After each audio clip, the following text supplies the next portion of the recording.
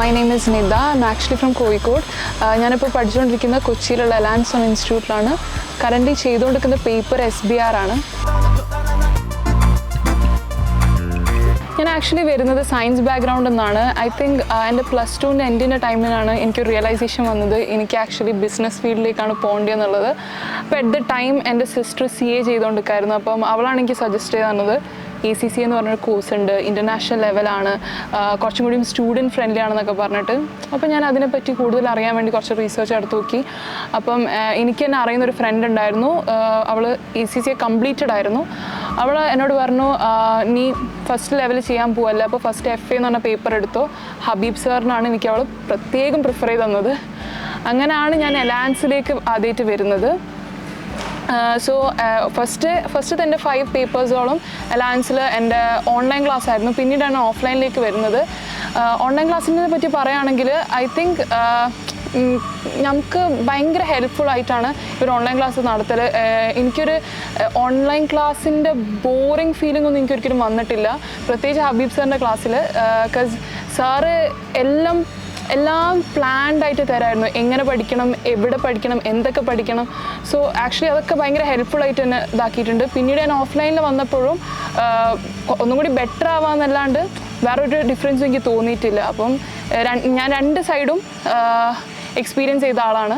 So എനിക്ക് തോന്നുകയാണെങ്കിൽ എലാൻസിൽ വന്നതിന് ശേഷം ഐ തിങ്ക് എല്ലാ ഫാക്കൽറ്റീസും അവിടെയുള്ള നമുക്കൊരു ക്ലിയർ കട്ട് പ്ലാന് തരാറുണ്ട്. അതായത് ക്ലാസ്സിൻ്റെ സ്റ്റാർട്ടിൽ നമുക്ക് എങ്ങനെ പഠിക്കണം, എത്ര ടൈം എടുത്ത് പഠിക്കണം എന്നൊക്കെ ഉള്ളതിനെ പറ്റിയുള്ള ക്ലിയർ കട്ട് ഐഡിയ നമുക്ക് തരാറുണ്ട്. അതുകൊണ്ട് തന്നെ അത് ഫോളോ ചെയ്ത് പോകുന്ന ഒരാളെ സംബന്ധിച്ചിടത്തോളം അവർക്ക് അവരുടെ ലൈഫ് ലിറ്ററലി ഭയങ്കര നോർമൽ ലൈഫായിട്ട് അത്രയും കാലം എങ്ങനെ ജീവിച്ചോ അതേപോലെ ജീവിക്കാം. കാരണം ആ ഹാങ് ഔട്ട്സിന് പോകുകയാണെങ്കിലോ അല്ലെങ്കിൽ ഇപ്പോൾ ഒരു മൂവിക്ക് പോകാനൊക്കെ നടക്കും. കാരണം ആ ഒരു സിസ്റ്റമാറ്റിക് ആയിട്ട് പോകുന്ന ഒരാളെ സംബന്ധിച്ചിടത്തോളം, ആ ഒരു പ്ലാന് ഫോളോ അപ്പ് ചെയ്യുന്ന ഒരാളെ സംബന്ധിച്ചിടത്തോളം എനിക്ക് തോന്നുന്നു ACC അത്ര ബേർഡനായി തോന്നാൻ ചാൻസ് ഭയങ്കര കുറവായിരിക്കും.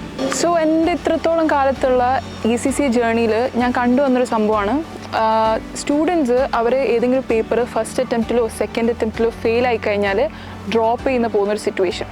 അവരോട് എനിക്ക് പറയാനുള്ളൊരു കാര്യം എന്ന് വെച്ചാൽ ACC ഒരു പ്രൊഫഷണൽ കോഴ്സാണ്. അത് ഇത്രത്തോളം ചാലഞ്ചിങ് ആയിട്ട് നിങ്ങൾക്ക് തോന്നുന്നുണ്ടെങ്കിൽ നമുക്ക് അതിൻ്റെ അപ്പുറത്തേക്ക് ACCയെ നമ്മൾ ഡ്രീം ചെയ്യുന്നൊരു കരിയർ പ്രൊവൈഡ് ചെയ്യുന്നുണ്ട്. സോ അങ്ങനത്തെ ഒരു സിറ്റുവേഷൻ വന്നാൽ അതായത് നിങ്ങൾ ഫസ്റ്റ് അറ്റംപ്റ്റിലോ സെക്കൻഡ് അറ്റംപ്റ്റിലോ ഈവൻ തേർഡ് അറ്റംപ്റ്റിലോ ഫെയിൽ ആയി കഴിഞ്ഞാൽ അത് ഡ്രോപ്പ് ചെയ്ത് പോവാതെ നിങ്ങൾക്ക് അതിനനുസരിച്ച് സപ്പോർട്ടും കാര്യങ്ങളും തരാൻ നിങ്ങളെ ഫാമിലിയും ഫ്രണ്ട്സും ഫാക്കൽറ്റീസ് വരെ ഉണ്ട്.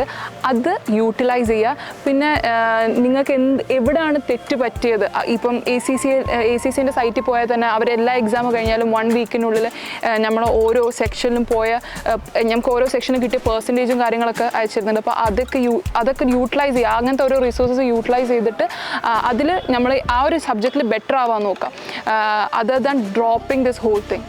ഇപ്പം കറൻ്റ്ലി ഞാൻ SBR ചെയ്തുകൊണ്ടിരിക്കുകയാണ്. ഞാൻ ACCയെ കഴിഞ്ഞിട്ട് മാനേജ്മെൻറ്റ് ഫീൽഡിലേക്ക് പോകണമെന്ന് ആഗ്രഹിക്കുന്ന ഒരാളാണ്. അപ്പം ഇപ്പം എൻ്റെ കറൻ്റ്ലി ഞാൻ മൈൻഡ് സെറ്റാക്കിയിരിക്കുന്നത് APM AFM എടുക്കാനാണ്.